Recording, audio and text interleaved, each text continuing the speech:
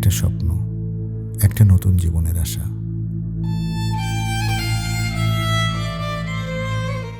মানুষের জীবনে কত গল্প, কত পথ, আর সেই পথের মাঝেই জন্ম নেয় নতুন কোনো অনুভূতি।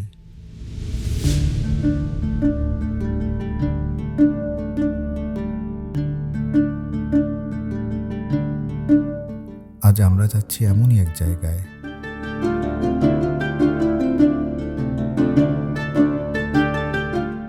যেখানে নদীর বুকে মানুষের জীবন লেখা হয় প্রতিদিন নতুন করে। মানিকগঞ্জের শিবালয় উপজেলার জাফরগঞ্জ চরে